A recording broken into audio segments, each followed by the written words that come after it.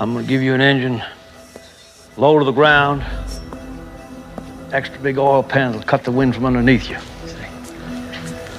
That'll give you 30 to 40 more horsepower. I'm going to give you a fuel line that will hold an extra gallon of gas. I'm going to shave half an inch off you and shape you like a bullet. And when we get you primed, painted, and weighed,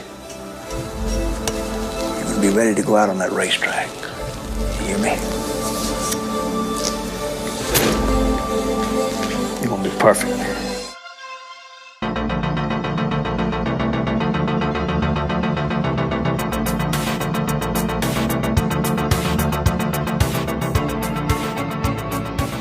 Hello and welcome to the Brick Pit. This is the podcast you didn't know you didn't need, where we take very unserious things and talk about them seriously. Today, joining me as usual is the most important person in the world, our crew chief, our pit chief, Josh. Thank you for joining us as usual. Our intrepid crew chief. Our intrepid crew chief. Hello. Who's giving zero feedback in this conversation.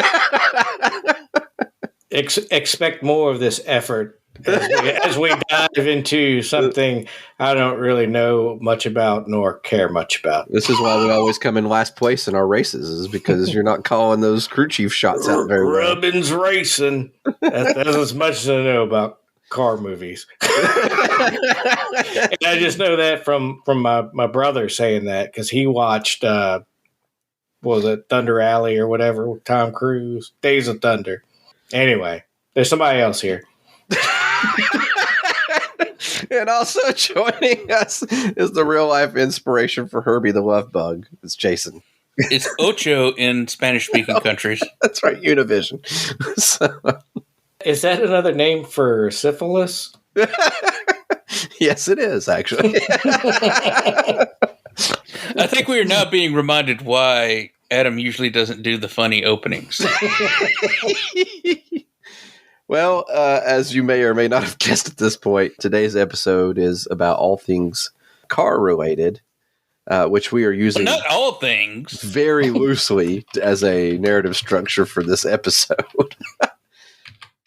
You hear Josh typing away at the keyboard, Googling Furiously cars. What are cars?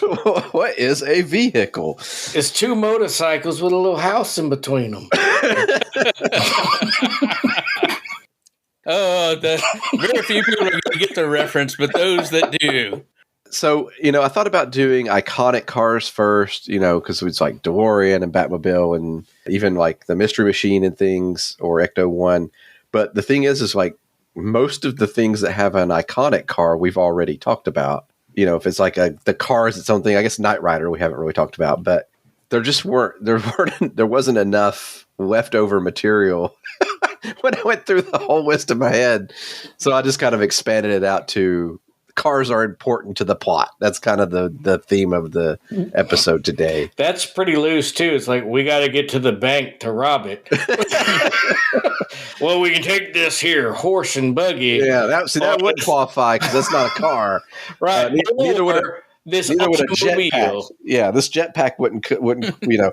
Top Gun, for example, not a great car movie. It's a good motorcycle movie. This sounds a lot like we need a theme for the next episode. What's it gonna be? Cars. Well, I'll tell you, actually, so what it is I watched, when we get to the movie that I'll start with whenever it's my turn, I watched that movie and then wanted to build a theme around it, and I was trying to Well, let me ask you this. I know Jason's a little bit of a car guy, right? Yeah.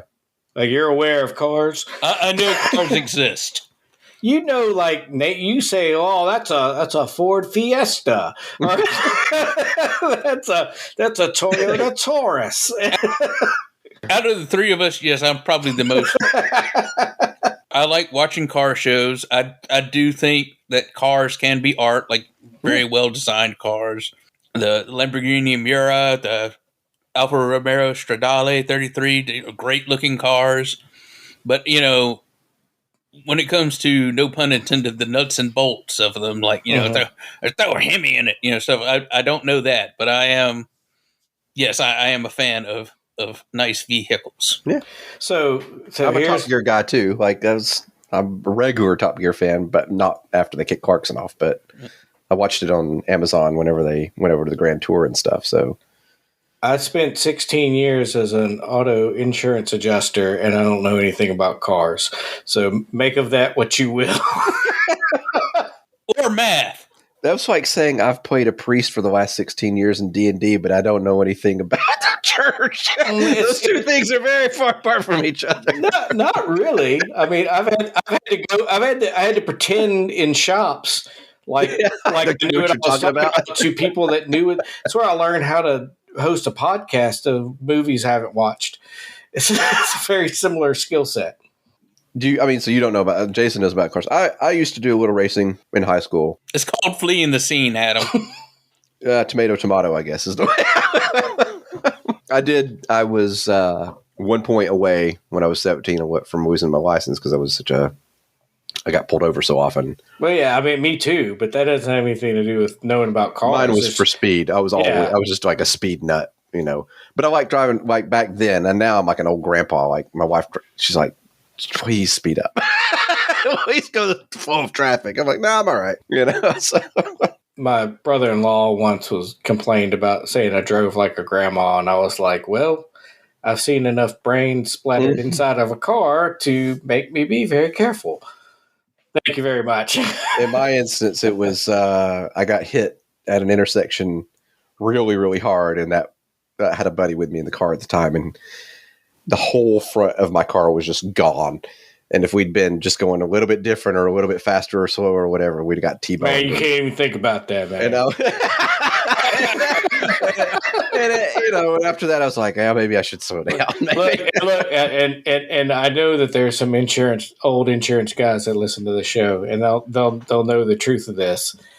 That people are, man, if it was just one, it's like, well, it wasn't. Let's move on. I could have been killed. I kind of wish you were, because then we wouldn't be having this conversation. That's the gist of today's episode is things car related, and you can interpret that however you want. Well, I guess we're going to have to. Yeah.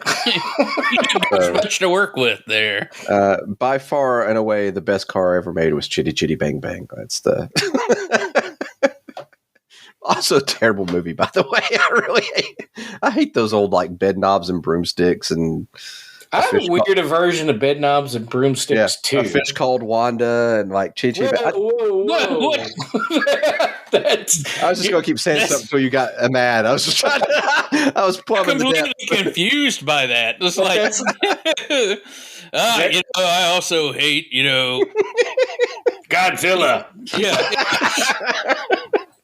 I'm just going to name random movies till Josh gets mad. I hate anything Steve Martin was in. And well, they hate the cans. Something's wrong with the cans. Speaking of cars. So I thought a fun thing to do, and you could choose not to participate, either one of you with but wait, this is a choice? This is voluntary? I thought it would be fun to say what your first car was, but maybe not the... Oh, no. Well, I'll talk about that. Yeah, and your mother's maiden name, and also your dog. What color the car was, the street you lived on. Yeah, so and the three numbers on the back of that credit card, please. Mine was a 1993 Plymouth Acclaim. That was my first vehicle. It was a V6, and it looks like a little Buick, and those things could fly. And they were sleeper car because I don't think they could actually fly. Not literally, no, but they could go pretty quick. I used to watch that Chitty Chitty Bang Bang again. That's right. It's the car from Harry Potter flying through the sky. But hated it. But my favorite car that I ever had was a little Mazda 3, which I just absolutely loved. I had to get something more practical later on, but well, boy, you're going all over the place. Like, what was your first car? Let me go through my lineage of cars. There was old reliable. It was a 87 Chevelle. What about you, Jason?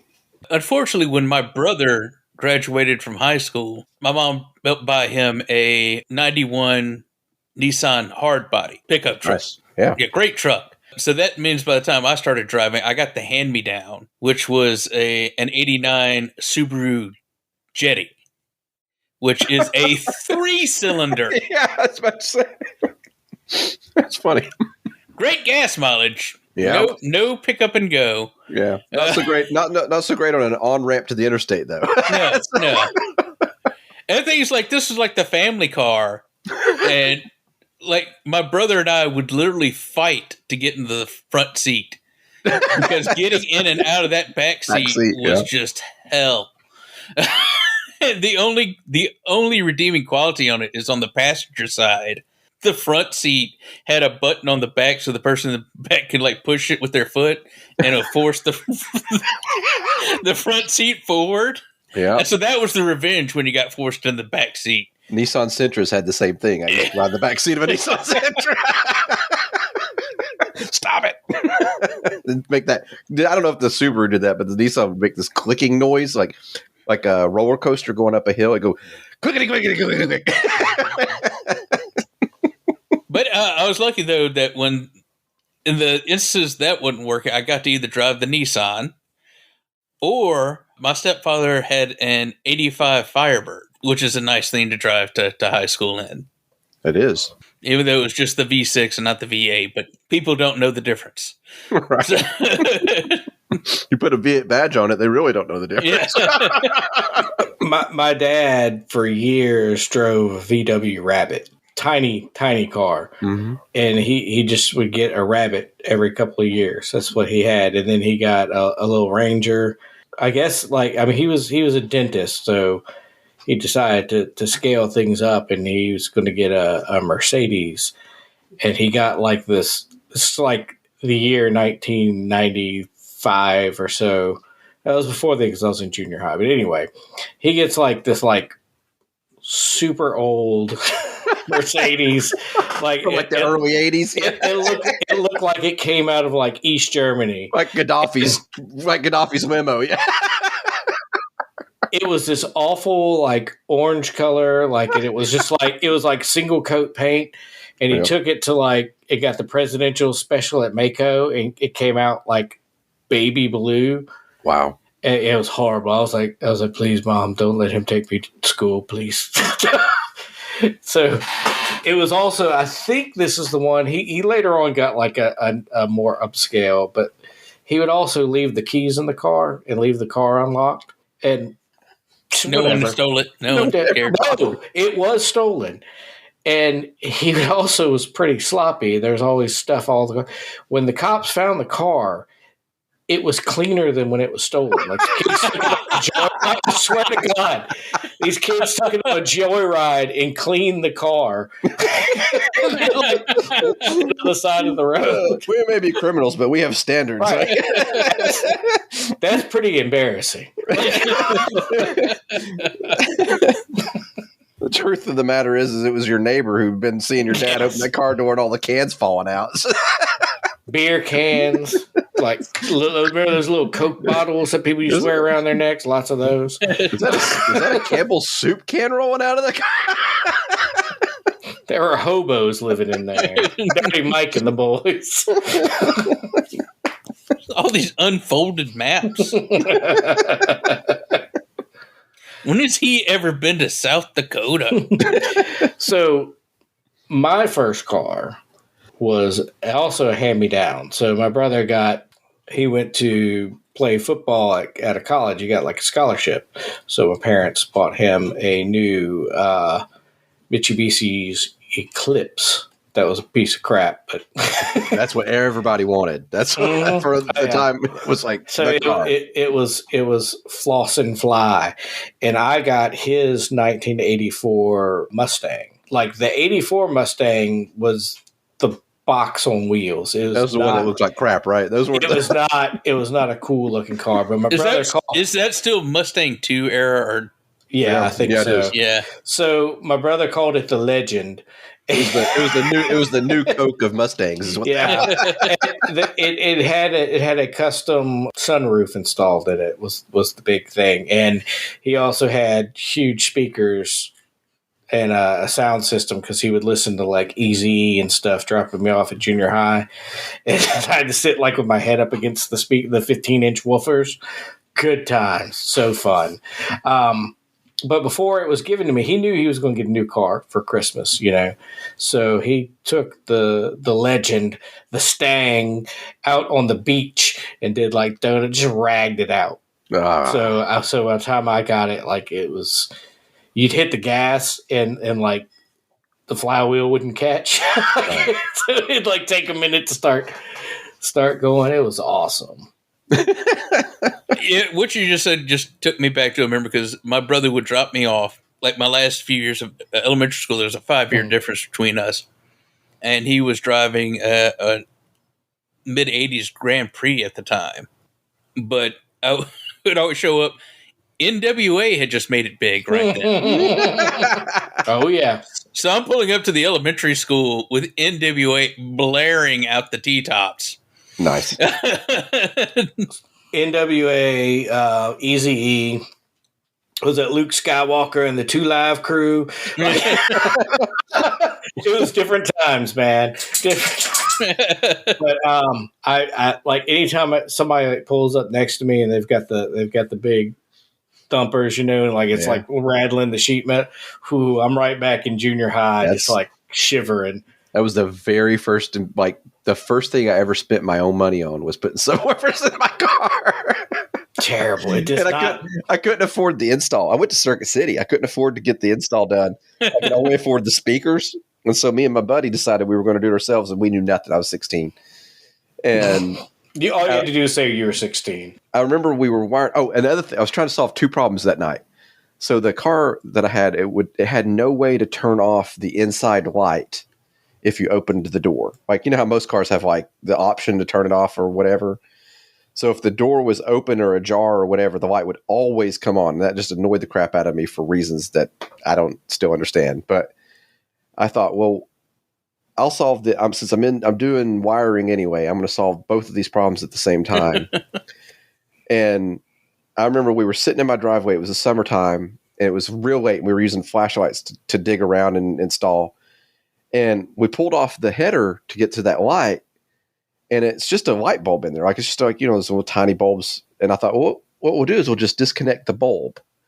And that's like the easiest way to keep, and then I'll never have interior light, but that's okay. Like I would rather have it never than all the time. So we pull out the bulb, finish installing the subwoofer, turn on the car. Sound system sounds great. The light's off. I was like, let's take it for a cruise. It's like probably like 1 a.m. by now. Start to back out the driveway. None of the dash lights work. The headlights won't come on. The brake lights don't work.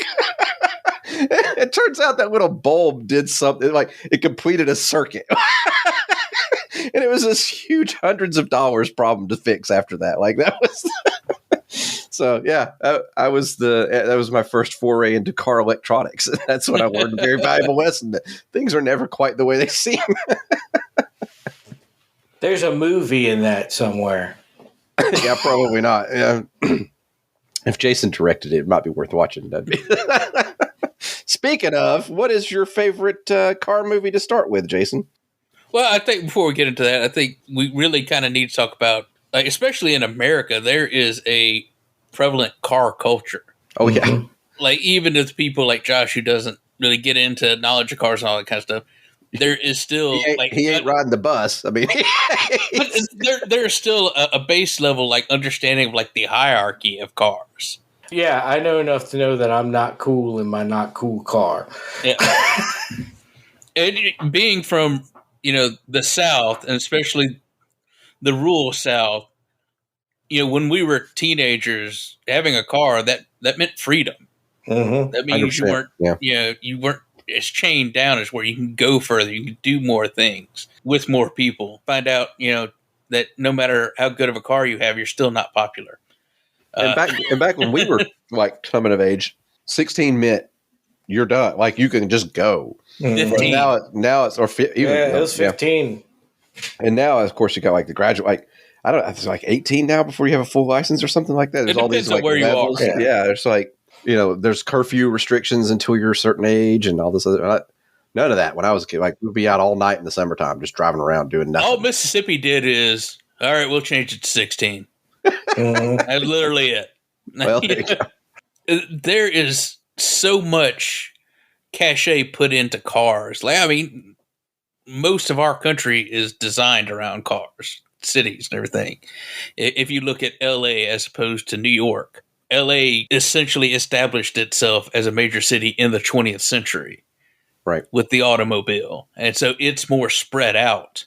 New York City is, of course, hundreds of years old, and it's more contained and more walkable.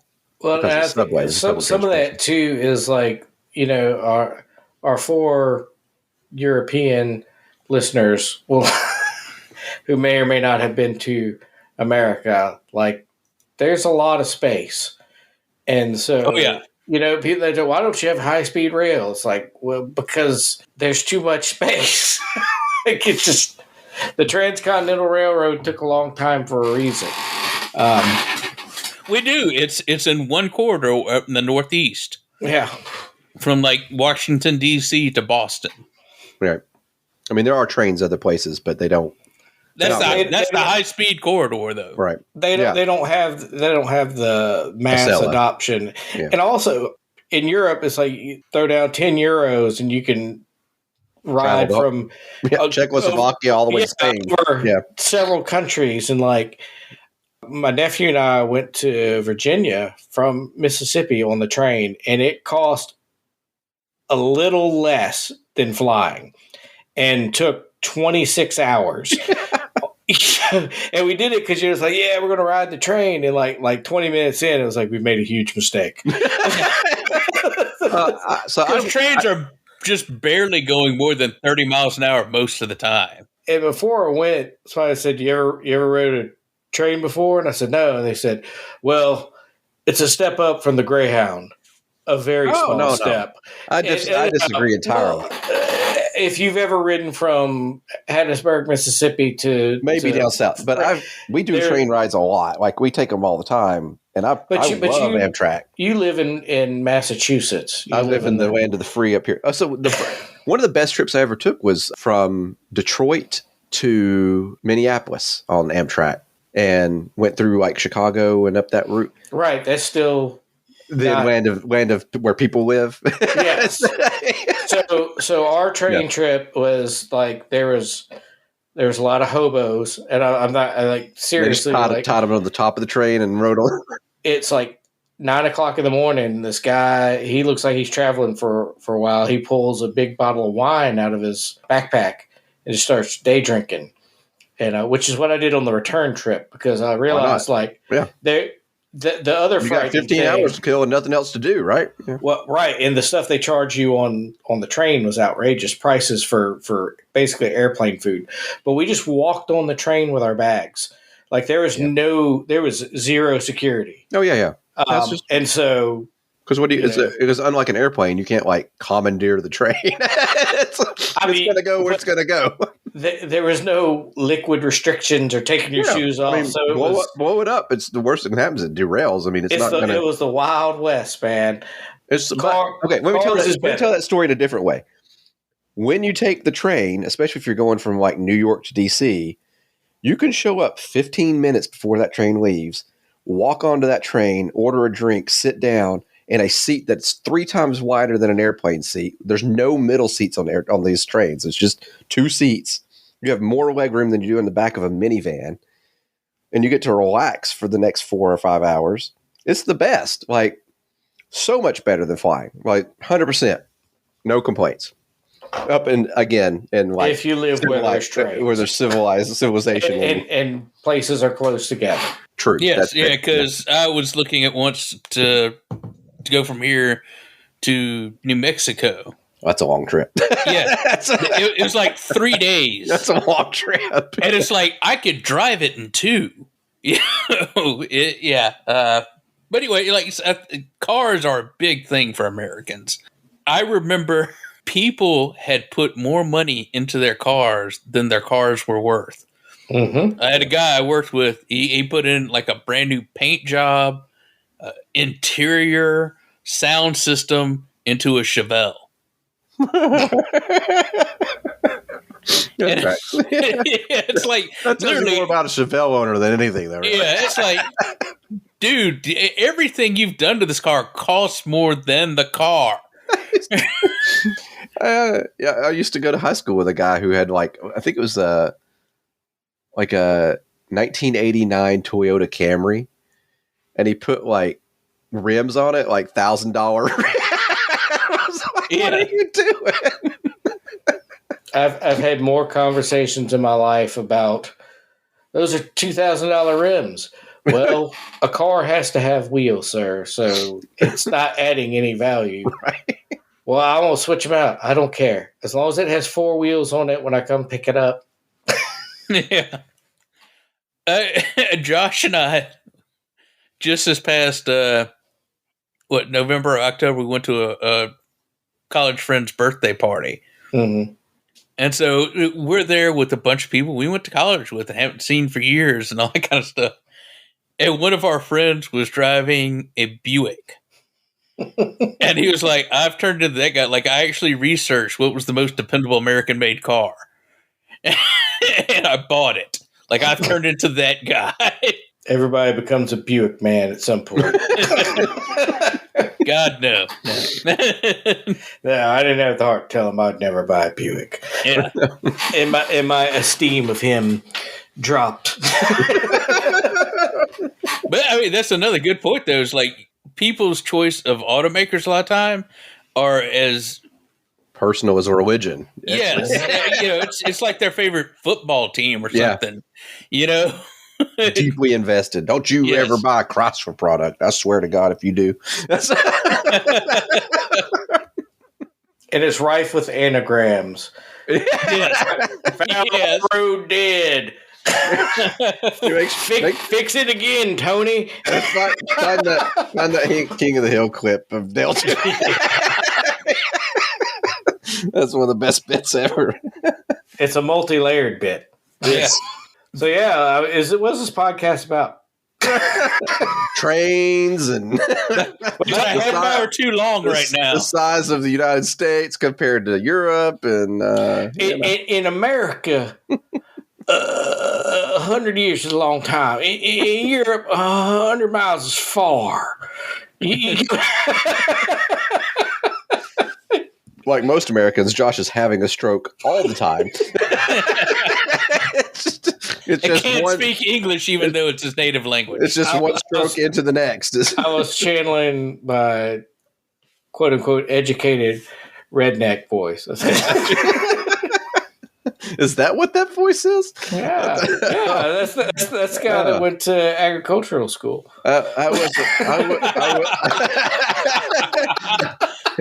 He graduated with a 1.6 from the ag college down there.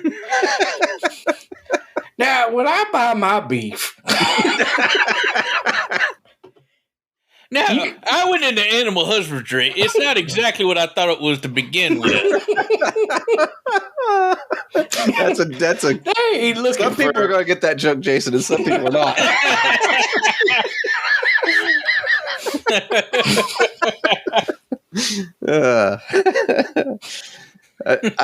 I wonder. I bet if we did this, if you're listening to this, I'd like for you to comment on our Facebook page if you've met one of the following two conditions: you were a member of 4-H growing up, or you have competed in a state fair in an agricultural division. Either of those children that do is, I think, or have children that do. Yeah, that's fine too.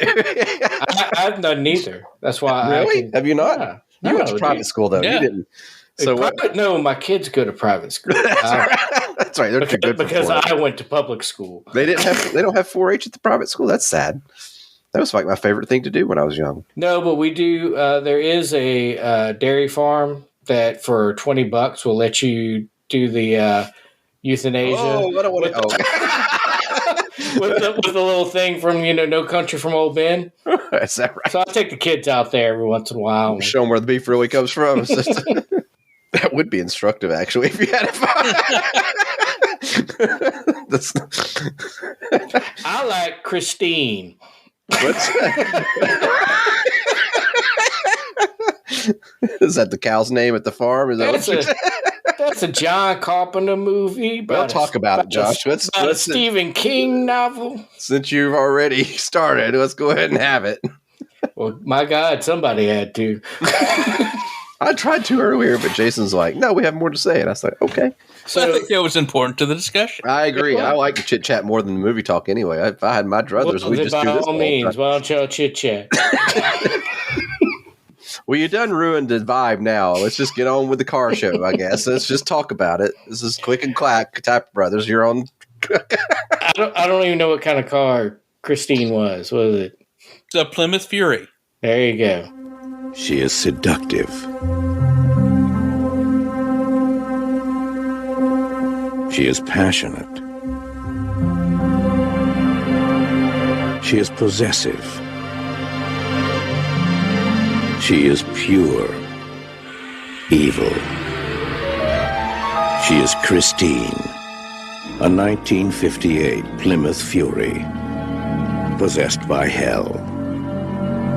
Her previous owner is not alive to warn her present one. Once she lures you behind the wheel, you will be hers, body and soul. There is no place you can hide, no place you can run, and nothing you can do can stop her. Because how do you kill something that can't possibly be alive?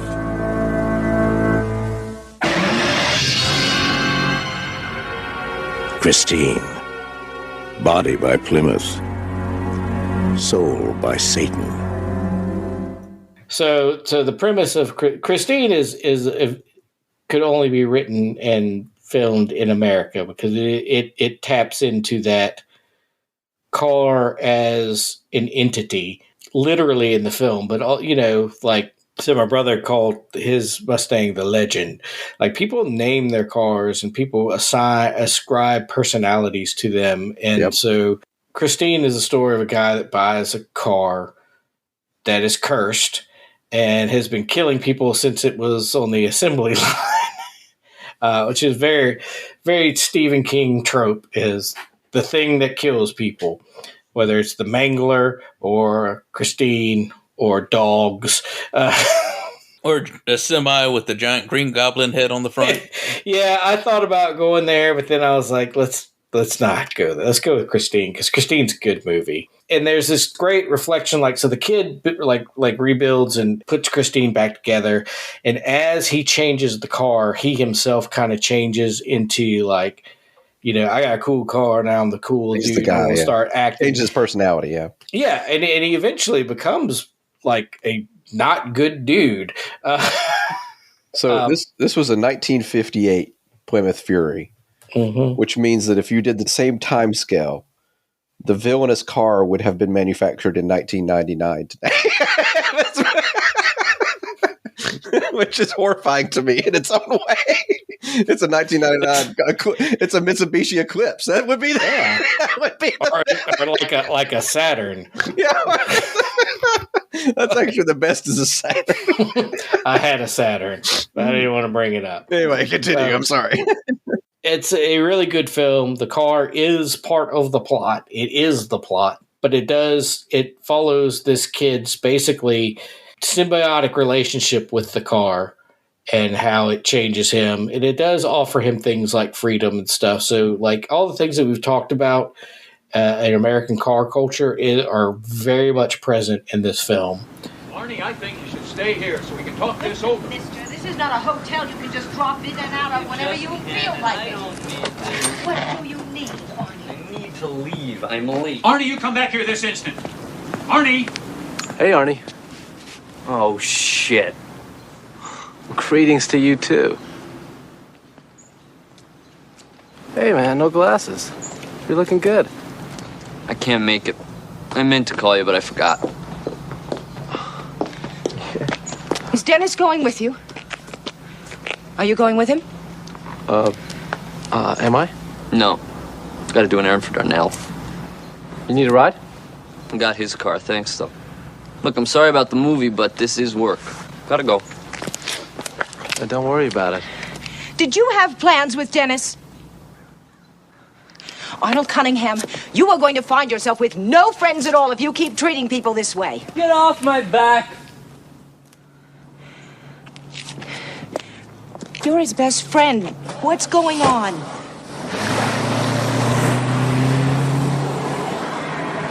don't know. I mean, I hardly see him anymore. Neither do we. Ever since he bought that car, he's been obsessed with it. And you know what else? When we signed the registration papers at Town Hall, they told us the man who owned that car last died in it of carbon monoxide poisoning. Jesus. Does Arnie know about that? Arnie doesn't know anything anymore. You also have to put in the fact that he also had a very contemptuous relationship with his family. Yeah. His parents. And so, he had a very good friend in it, but that was it. He had a friend. Mm-hmm. And then building this car, it built confidence on top of that. And it almost became like a love relationship with the car. Right. That the car kind of reciprocated a little bit too. Yes, and became jealous when his attentions went elsewhere. Yes. And it's very clear that the car actually is supernatural and there's... And sentient, sort of. Yeah, that it's possessed. It's making decisions based on the environment and the way people treat it. Like, that's the... Right, well, and it magically, like, repairs itself. I think that a reimagining of it where... the main character it is kind of a figment of his imagination. This is a case where that would work. That he's so invested in this car that it's his Tyler Durden. I think that would have been an interesting take on it as well. But I appreciate that it is an actual supernatural car, because oftentimes with King interpretations, they do go with they're just crazy. Like, there's no ghost in that hotel. He's just a bad person. Yeah. Good John Carpenter movie, too. I mean, it's... Mm-hmm. I'm not a huge, spooky movie guy, but I like this movie. It's a solid, genre entry John Carpenter film. It is not his worst film. It's not his best film. And it's a good Stephen King adaptation, which is, I mean, honestly, as we've talked about before, that's more rare than a bad John Carpenter film. That's true. That's true. A lot of bad Stephen King adaptations. We did an episode on that. I don't remember the number, but you guys should look it up. Long since if let's say this is the year 2040 and you've just been cranking through our episodes, we've reached the stage of our evolution where I'm not looking up the episode numbers for you anymore. You got to go do that work yourself. If you look at our Wikipedia, this is called the Adams absent era, and it lasts for the next 10 years. Until he becomes a state senator. That's right. We had to take down the podcast under duress. This podcast lost him the presidency. That's right. They questioned him on it at the debate. Joe Biden and Donald Trump are still running for president. It's me and Ralph Nader on one ticket together. He's 114 years old. And somehow still more mentally stable than Trump and Biden. And y'all's common theme is cars. That's right. Yeah. That's what made me think of him, honestly. It was like... Ralph Nader did not like that Christine because it was not safe. It was not. It was not safe at any speed. If you get that joke, you're our friend. Like, you can come hang out with us if you get that joke. I think this is probably one of the first Carpenter films I actually remember seeing. I can't remember if it was very successful or not, but I know it was HBO had it in heavy rotation. Yeah, that's where I saw it. Yeah. I think it's the first Carpenter film I was aware was a Carpenter film that I was watching it, because it was... Well, how could you not? He puts his name on the front of every movie. I know. It's like I was paying attention for the first time. Right, yeah. I learned my letters by that point. John Carpenter's one of those guys that, when I was, teenage years or whatever, he was one of the first directors that, showed me movies can be different. He just has a style of direction that I noted, like knowing nothing, just as some teenage kid on the street, like you could start me in the middle of a John Carpenter movie. I'm like, is this a John Carpenter movie? Like he just had a way of doing storytelling that made me pay attention to that aspect of it. He did actual storytelling? Yeah, and it was different. Like a lot of the like throwaway movies that we saw or that we've talked about before, where I wouldn't say they're forgettable directors, but they blend, right? They all like blockbusters of the time of the early 90s. They all kind of blended, right? There were standouts, but he has a way of doing things that I appreciate, Well, yeah, I mean, there are definitely trends and everything you can pick out. Like, I can tell when I start watching the movie, it's like, okay, this was made like late 90s, just by the look of it. I was flipping through the channels and I can't remember what it was, but I think it was a Travolta film. What was it? The General's Daughter or something like that. Yeah. And just like looking at the sets and cinematography, it's like, this is a 90s movie. Oh, there's John Travolta. This is definitely a 90s movie. There's a thing that happened between the early 2000s and now where the way they've done... You got old? No, well, yes, but you know how like you could tell a 70s movie was a 70s movie, 80s movie, not by sort of the costuming and the cinematography changed a little bit, but it wasn't a homogeny to the culture post 2010. But not just that, but the way the thing is filmed, it's got that slickness to it, and the CGI is it's all of a piece. Like it has just this. And we've talked about it before, like the color gradient, like they pretty much all use the same. And like you can really see it. I read an article on this recently. Is you can really tell it by watching the Harry Potter movies sequentially, because there's kind of in the middle of it, they switch to the new aesthetic. They start to lose color and desaturate and all this other crap. And I think a lot of that has to do with. I think the culture has been stagnant for quite some time for a myriad of reasons, but also like. In the 70s and 80s, there was, I don't want to say auteur driven because, like John McTiernan, I wouldn't call an auteur, but he did have a vision of film. Like everything is less run by artists or even craftsmen because it is more run from the accounting and marketing side. Yeah. All the movies are driven by money. Yeah, because I guarantee you and I think digital has done a lot too. So I was thinking about the other day, like you'll hear like Paul Thomas Anderson talk about lenses and focal lengths and stuff when he talks about. Hardly ever hear that. And he shoots on film for the most part, but like Kubrick and all like those, there is a craft to film that I think with the digital onset and the fact that we can produce everything in post, right? Through CGI or green screen, like removes the need for that, and so it's all about numbers and kind of mass producing. Which is to say, it's not that there's no demand for this, because like if you take Oppenheimer for example, it was. I mean, yeah, there's a lot of CGI in it, but it was filmed the way classic films are done. These mass giant production scenes. There's got to be demand. Like it's not like people don't want to see films like that. I just don't understand why. I think the $250 million film has flopped enough that it's finally getting through their heads that maybe we should do something else. I think we're kind of at the end of the cycle. Yeah. Where the audience is kind of getting tired of it and they want something new. And yeah, I think that's what happened in the 70s and happened again in the 80s and all that. Film evolves. It has to, because the audience evolves. And I don't think it's done a very good job of evolving lately. No, again, I think money and consolidation and people looking at films as profit drivers versus that's like why there's such a reliance on IPs now. We got to get a strong IP.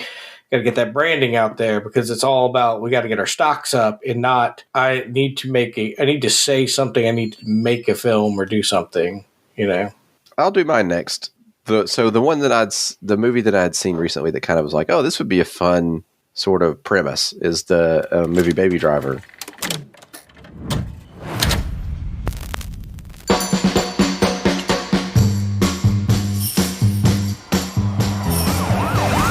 So you you just starting your day, or did you just get off? They call, I go, you know. So what is it you do?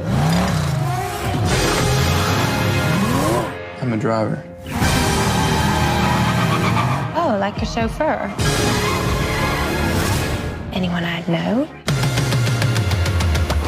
I hope not. What is your name? Baby. Your name's Baby. B-A-B-Y, baby. It's the one who say listen to the music all the time? Is he mental? Mental meaning slow. Was he slow? No. He had an accident when he was a kid. Still has a hum in the drum. Plays music to drown it out. And that's what makes him the best.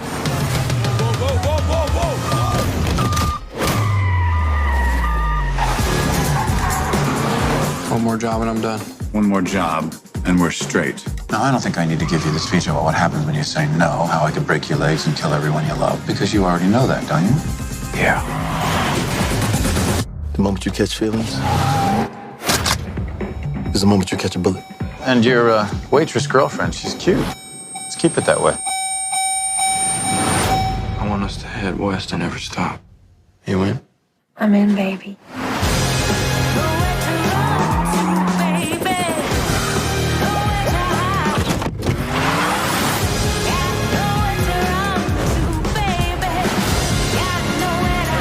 One of these days, baby, you're gonna get blood on your hands. Time to face the music.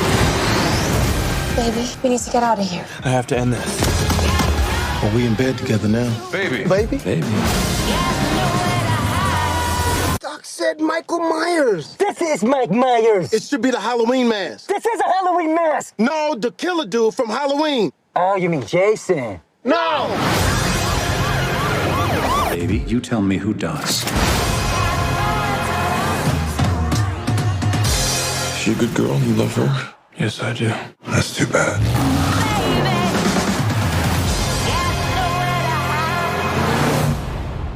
It's a 2017 film. It's got Ansel Elgort as the getaway driver for. It's got Kevin Spacey is the intermediary for a kind of like syndicate of criminals, and he puts together these crews, and they do bank robberies and other kinds of things. And the main character, his name's Baby in the movie. He's the chief getaway driver for all of these heists, right? The premise is that he had, as a child, his parents had been killed in a car accident, which had caused him to develop tinnitus. So he has earbuds in his ears all the time, and he's always listening to music. We've talked about this. Like, one of my things for movies that I really, really love is when it's basically like a full-length feature film music video. Like, I just love when the soundtrack is the music drives the movie. And this movie has a really cool soundtrack. The songs play a big part of, because in order for him to be a successful getaway driver, he has to have the right tune in his head to kind of go with it. It's got John Hamm in it, and Jamie Foxx, Kevin Spacey, and Eliza Gonzalez. And Flea. What's that?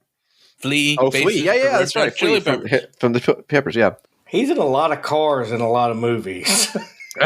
So it takes place in Atlanta. Basically, the gist of it is that even though the crew composition changes, Baby Driver and Kevin Spacey are the constants. The reason Kevin Spacey is the boss is Baby stole a car that had, I think it's, if I remember correctly, it was like a trunk full of drugs or money or something. And so Kevin Spacey worked out a deal with him where he would drive until this debt was paid off. Otherwise, he would kill him, is essentially it. And he lives with a foster dad who is deaf and in a wheelchair and elderly, and Joseph is his name. And so his other threat is that he'll kill his foster dad too, right? Like, so you've got to do this or else. What we see is some fantastic driving. The reason that the car is essential to this is because it's like, it's a getaway movie. It's the whole thing is a getaway movie. Getting away. Yeah, it's almost in the same, like I was going to say, like the way the Italian Job is all about the Mini Cooper. Except this isn't about any one car. He can get into any car and immediately turn it into like a weapon of choice for him. Like, he's just such a good driver, he can get away.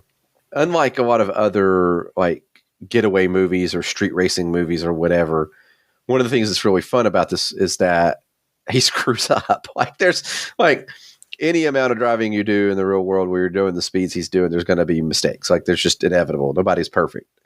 And it works around that, and it shows that the premise is there's a botched robbery, things go sideways, and it all has to do with him having a conscience and trying to protect the innocent. Like one way is that like they're going to rob the post office. So they scout the place out like weeks before, and he had seen a clerk at the post office who was helping people get stuff, and she had a friend we were poor and was very nice and whatever. And so on the day of the robbery, he sees her coming back from her lunch break. And of course he's parked outside because he's the getaway driver. And he kind of gives her the signal to not go in. That wasn't the thing that screwed everything up, but it was one of a series of things that kind of messed things up. The subplot is that there's a waitress at the, played by Lily James, at this diner that he goes to, who's the love interest. The whole thing is that he's going to steal enough money to put his foster dad into a really nice nursing home that he can be taken care of. And then he's going to hit the road with Deborah, it's the waitress's name, and escape and get out. And that's like his goal is to get this money and get out without getting killed by Kevin Spacey or the other bad guys in the movie. And so it's like a getaway within a getaway. It's loosely based on like a lot of the Steve McQueen movies of like the 70s. Like it has that vibe to it, like The Getaway. Anyway, all things equal, between the music and the driving and the acting's okay. It's like there's nobody's winning an Oscar for their role in this, but it's just a fun movie. It's a movie it's I Edgar enjoyed Wright. watching. Yeah, Edgar Wright is fantastic. He knows how to pace movies well. He knows how to set up scenes. You know, he does everything. The music actually works with it. It's not just they put some random music on top of what's going on.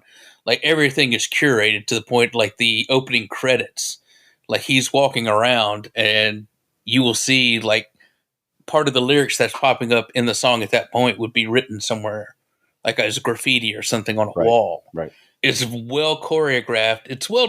It's clever because Jamie Foxx plays like the violent, short fused guy, and John Hamm's kind of like the laid back. And it sets you up that like Jamie Foxx is going to be the main baddie antagonist against him, and they totally flip that on its head. You know, that's part of the reason why the robbery goes south is because Jamie Foxx's character is clearly going to hurt someone for no reason and kill someone simply because that's his, you know, that's his personality. That's how he does that. He's a super aggressive. For an 8:30 start in the AM, questions. I got a question, Doc. Why would I believe phones over here heard the goddamn word you said? You lay down your whole play. He ain't even listening. Baby?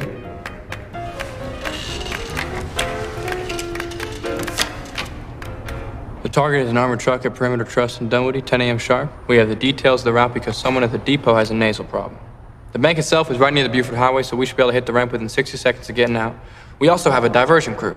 They're gonna blow up a bread truck a ways away, keep the fuzz busy. The dress code is the Michael Myers Halloween mask, but don't all buy your mask at the same time, it looks suspicious. The switch car is ready, but you want me to hit the long stay parking structure at Hartsfield Jackson to get a heist vehicle that stays colder longer? Boost a commuter car, a family car, something that blends in well with morning traffic. Something on the heavy side, in case we need to ram the cops off the road. A Escalade, Yukon, Avalanche, whatever. It needs to be ready for an 8:30 start in the AM. Questions? Well, ain't y'all cute? That's my baby. And baby sabotages everything to prevent that from happening. And it just causes a domino effect. But yeah, great chase scenes. Like I said, it's not about any one particular car. It's just about how the car is used in this film. I remember it was one site I would go to, and a reviewer had chastised the movie because it didn't make Atlanta like a character in the movie. Like people say, you know, New York's a character in the movie and all. Like it's bland, and it could be any city or anything like that. And the best comment I saw that's like, apparently he's never been to Atlanta. That's the truth, man. Yeah. Like there's a lot of history in Atlanta, but it's been rebuilt. Actually, thanks to Sherman, there's not a lot of history in Atlanta. There's a lot of word of mouth in Atlanta. So But yeah, because Atlanta is a pretty bland-looking place. It is when you get down to it. Speaking of driving around, so when I was 16 or 17, I drove down to Atlanta. This was long before GPS was a thing. I think you could buy like the Garmins and crap, but I didn't have that. I had been to Atlanta. Peachtree Boulevard, Peachtree Lane. I was heading to Tower Records. Is actually where I was going. That's why I was going down there, and I got lost. And I had no, because everything, like, there was no landmarks. There was nothing to stand out. I couldn't figure out how to get out of there. And all the streets are named the same. You know what I had to do? What people don't know is Adam's still lost there. He's on a cell phone right now. Well, it's funny you should say that, because I did have a cell phone. I called the public library in my hometown and told them what streets I could see, and they got out a map and told me how to get back to the interstate. That's a true story. That tells you how things were, because I didn't know what else to do. I'd driven around for like 45 minutes trying to figure out how to get back to the interstate, and I pulled into a gas station to ask for directions, and the guy told me to go screw myself. That's a true story. That's the most Atlanta thing that could ever happen. Last time that's happened to you. Yeah. Just on that, the first time I went to Atlanta, I was following the road signs to get back to the interstate. Yeah. And still didn't get to the interstate. Yeah, that was what happened to me. Because it was a detour, and it just detoured it. It was like, take this detour to the interstate. No, there was no detour. I was strictly following the signs that say this way to the interstate and never saw the interstate. That tracks. They don't like anybody outside of Georgia there is what the problem is. So Edgar Wright is notorious for his insane details, especially in this film. It's one of the things where like people are constantly noticing things. And with most other filmmakers, like you'd be like, well, that's just a coincidence. But with Edgar Wright, it's like 100% deliberate. You know, like there's no way that it's like, yeah, he did. Yeah, that's why he never finished Ant-Man. The only thing I didn't like about Baby Driver is like, this is just not where I thought the sequel to Baby's Day Out would go. It was a choice. Baby actually was the prequel to this. Is the that was a good joke, man. You bums. 1994's eponymous Baby's Day Out, one of the worst films ever, like a cinematic crime. It, in fact, was not a good joke. And for that, our next episode is going to be about babies in movies, and we're leading with Baby's Day Out. Look who's talking to. Not look who's talking. Look who's talking to. Yeah. The far superior of the two movies. Honey, I Shrunk the Look Who's Talking To. All right, Jason, let's save us, please. I don't think there is any. I want to talk about a cult classic produced by Roger Corman in the 1970s, and that is Death Race 2000. The year 2000.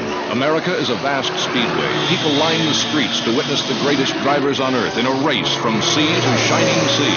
This is a death race. You finish first, or not at all. Death Race 2000.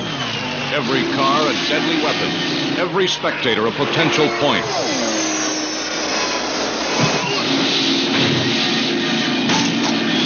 It's a cross-country road wreck, and the traffic is murder. Who are you, anyway? The best driver on Earth. I don't want you to die. He was built by the world's finest surgeons to drive the fastest car ever designed, and nothing can stop him now. Death Race 2000, rated R. I think we've talked about this before, haven't we? Or at least in passing, anyway. Probably just mentioned it. This movie, man, like, oh my God. Even people who aren't like really big cult cinephiles know this film. Like, this was, especially when we were growing up, a very heavily edited version was on TV almost constantly. Of all the Corman films, it was the Cormanest. This was directed by Paul Bartel, who is kind of a common player in a lot of the Corman films at the time. I think New World by that point. Corman had left AIP and started his own company. But Bartel is actor, writer, director, probably best known for his own cult film that he wrote, directed, and starred in called Eating Raoul. Oh, yeah. Which I'm now realizing we missed a chance when we did the Thanksgiving food episode. Next year, my friend. But this has a lot of your Corman regulars at that point. Mary Woronov, who was also in Eating Raoul, David Carradine, but an early film role for Sylvester Stallone. Mm-hmm. I think even John Landis makes a cameo in it. It's just like, as like an extra. This is a movie that Roger Ebert gave 0 stars. And it's for all those reasons that I love it. I love that it is trash cinema. I mean, it is exploitative, but it knows, but not in a ironic sense. Like it totally embraces what it is. Yes, it does not. It doesn't. It does. There's zero irony to it. It's like it's a sincerely made film that is just like this. This is the movie. This is happening. Yeah. That's so great. That is the best review of this movie. So this is what's happening now. Here we are. So the concept is that it's in a dystopian future where the modern bread and circus is a transcontinental race across the new United States. The twist of the race is that one of the racers, it's a mix of almost like Le Mans and wrestling. Yeah. Like they've all got big, larger than life personalities, and the cars are, dressed to match and everything. It's Cannonball Run with death. Yes. Yeah. And it also, like, anybody who grew up in past this movie, you're sitting in a crosswalk and some old lady pushes a shopping cart and you're going, how many points for that? Right. That's where this comes from. That's where that comes from, is this movie. Yes, because the one thing that they earn points, not just by simply winning the race, but by killing people along the way. And it is fantastically just satirical. Right. On everything it does. Cause you have the news team, one guy's kind of like this mix of Howard Cosell and Walter Cronkite. And this other guy, he's youthful and everything. He's the hip guy and the giant 70s glasses and everything. And they go over the point system on what people are worth. It seems apparent that our citizens are staying off the streets, which may make scoring particularly difficult even with this year's rule changes. To recap those revisions, women are still worth 10 points more than men in all age brackets, but teenagers now rack up 40 points, and toddlers under 12 now rate a big 70 points. The big score, anyone, any sex, over 75 years old, has been upped to 100 points. As always, how fast you move determines how long you live. It is so absurd. So that's why Ebert gave it 0 stars, is because he considered the film, quote, immoral. Yeah. So that was what in order for a movie to get 0 stars from him, because of OC normally gives us a half a star, is it has to be negative to society to see this movie. So to Josh's point, it's why Josh loves it. It's like his nighttime standard is to throw this movie on in the background. Well, I don't think that it's I spit on your grave negative to society, because it's a satire. Obviously, yeah. But it was the 70s, so it didn't feel like satire. It felt like a hopeful documentary. It was pre-Reagan, and the world was just bleak. That's right. After we won the Cold War, this would be considered bad. But before that, this is what our world would be like if Russia won. But yeah, because it has it starts off with a marching band and the national anthem and all that stuff before the death race, the great annual transatlantic race or whatever they call it. It's about the blind patriotism and everything that they do on that. There is a rebel group that is trying to to get rid of the race and everything. And again, no subtlety whatsoever in this film because the leader of that group is named Thomasina Payne. So yeah, they're not making you think about what they're doing here at all. Like it's all up front. It's broad enough for the people in the back row to get. Oh, and I also say Martin Cove from The Karate Kid is also in this as well, but very shortly, because there's a splinter cell of this rebellion group who decides to try and sabotage the race and kill the racers instead of just what the overall plan is to kill like the greatest racer of all of them, Frankenstein, played by David Carradine, who. his most redeeming feature, his most prominent feature.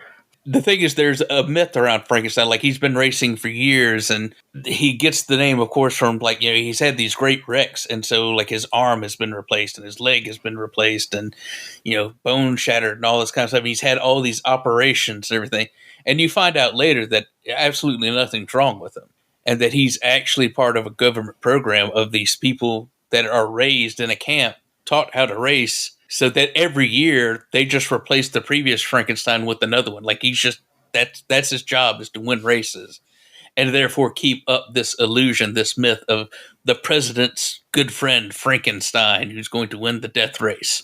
You could see he's kind of rebellious against it.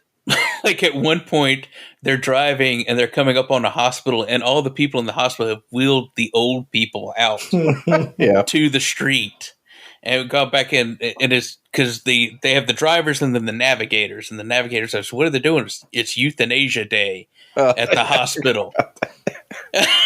but he swerves, right? That's the. But he does, yeah. He doesn't hit them. He instead goes up on the sidewalk and he hits all the nurses. And the thing, you don't see him because he's behind the planters, but you see all these bodies start flipping up like a cartoon as he drives by. This is such a wild movie. It is.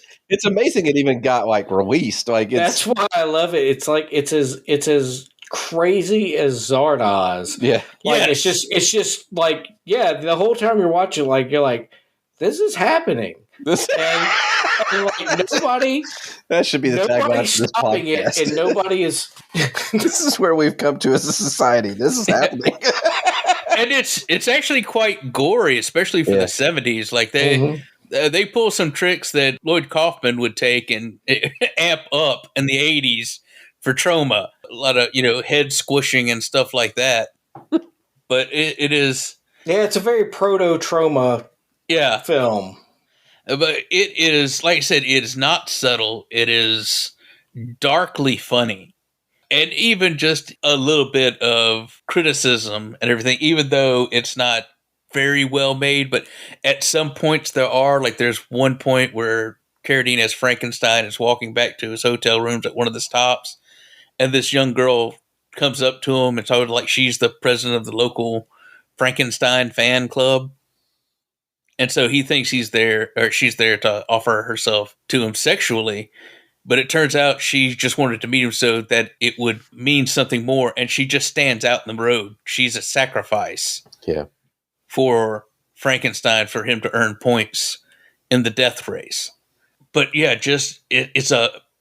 I don't like saying this word. It's just so weird, but it works for... It's a bonkers movie.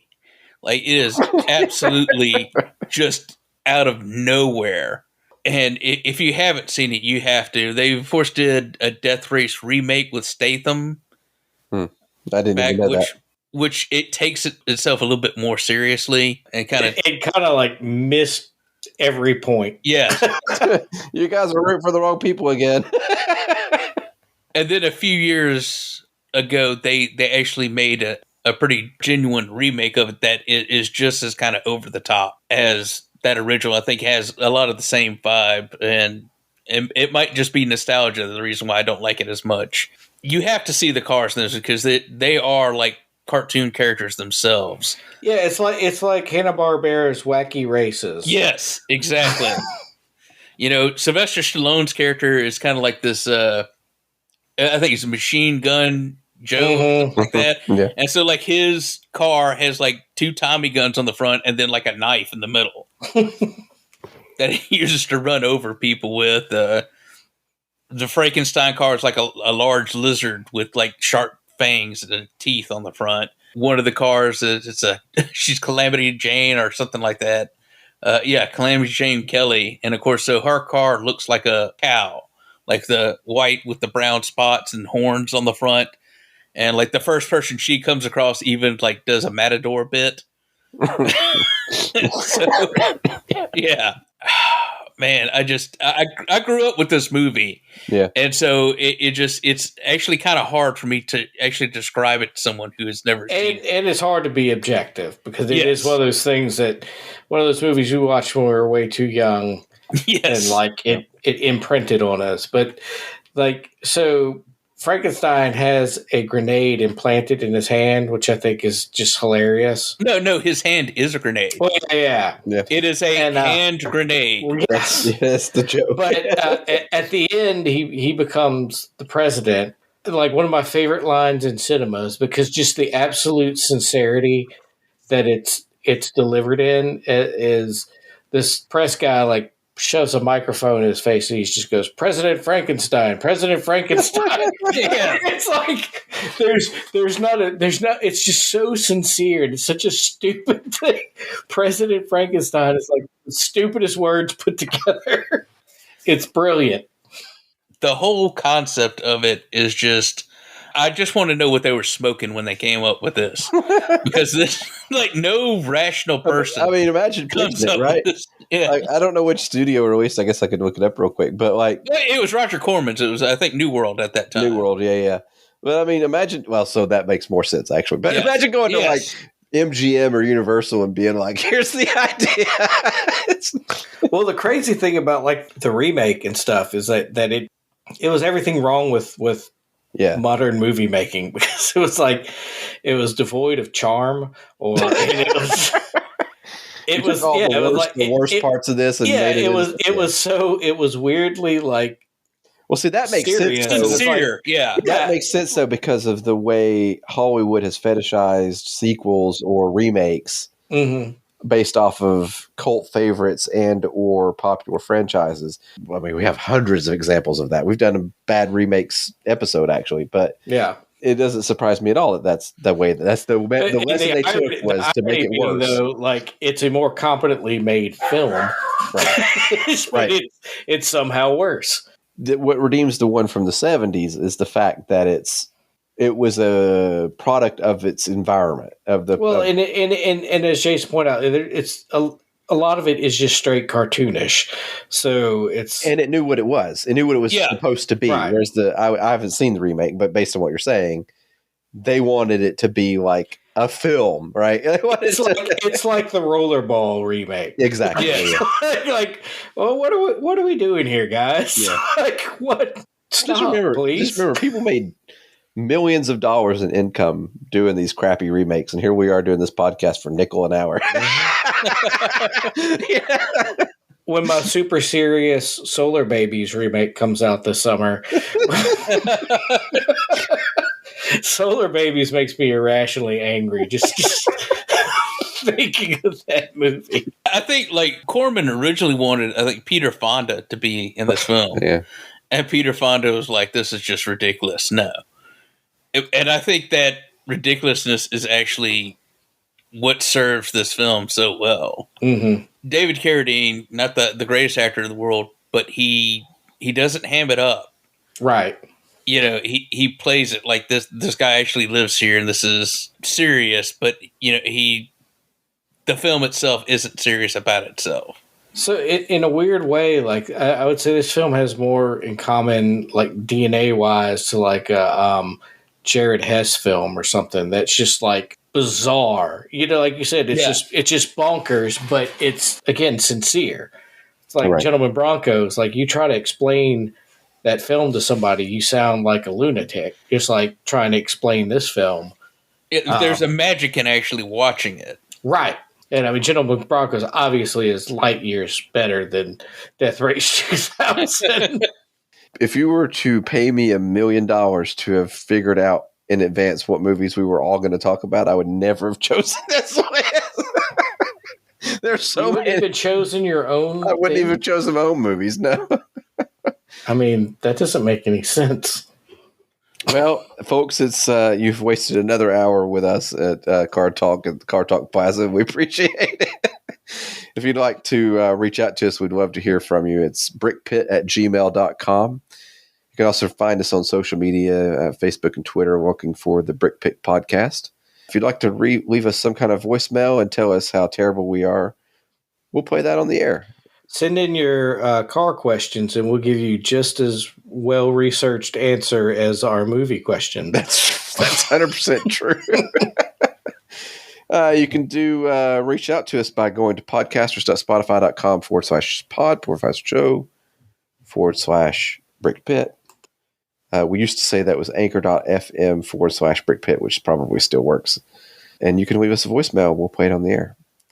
As always, we appreciate everyone who listens, and thank you, and we'll see you next week. Rev those engines.